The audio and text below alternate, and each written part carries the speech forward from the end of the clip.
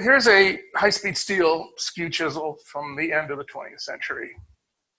And I use it every day, and it really does stay sharp a long time. This was my first high-speed steel chisel, actually. So I've had this 30-something years, and it might be an inch shorter than when I bought it. But recently I was at a tool sale, and I picked up this skew chisel, which is 100 years old. It's Buck Brothers. Familiar with Buck Brothers? They operated in Connecticut for 100 years. And you know, you look at these two chisels, here's what I want you to see. This chisel is made from rectangular stock. It's the same thickness this way and this way. It's just a piece of rectangular steel that was ground on an industrial grinding machine, perfectly flat. And then in order to get this into the handle, they ground away here to make a tang. The tang is the narrow part that goes into the handle. You can see how much metal they cut away there to get the tang.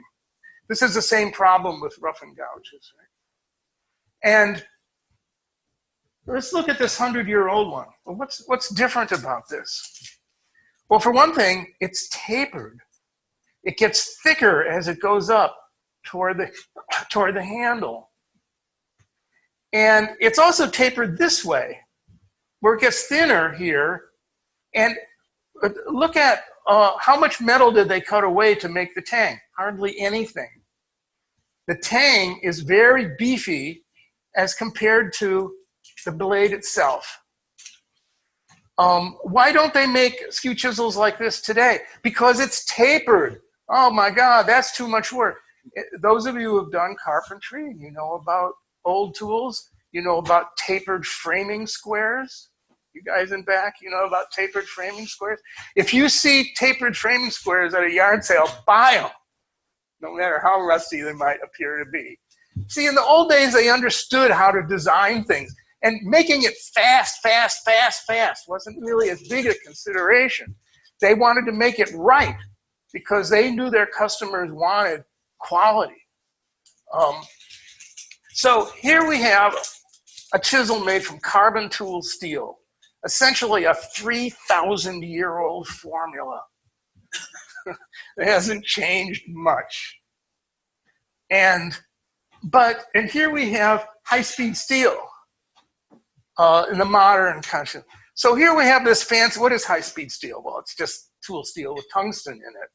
It was invented in the 1930s, but it didn't start being used for wood turning chisel until the 80s. During that in-between period, it was used for planer knives, joiner knives, and things like that, but not for anything handheld until the 1980s.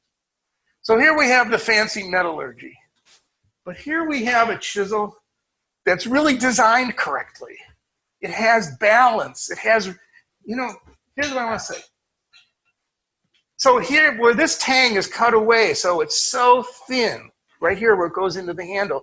So the chisel is actually the weakest, where it needs to be the strongest, which is in the middle, because that's where it's going to flex. Here we have a chisel that's the thickest here, where it goes into the handle. You see the difference? It doesn't appear to be a big difference, but it's a very important thing. Not that this doesn't work well. Yeah, it does work well. I use it all the time. But this type of chisel is really a joy to use. Here's another example. So here we have a modern shallow gouge.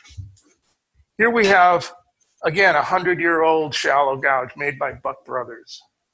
Well, the thing about, look at how beefy the tang is where it goes into the handle. And the entire chisel gets thicker. You can't really feel what I'm feeling, but it gets thicker and thicker and thicker as it goes up. So it has that rigidity in the middle where it needs it. So this is all that fancy tool steel, but here is a 100-year-old chisel that in terms of design and balance and engineering is miles ahead of this, even though it's 100 years older. So these are things that should not have been forgotten. but somehow we forgot them in order to make things faster.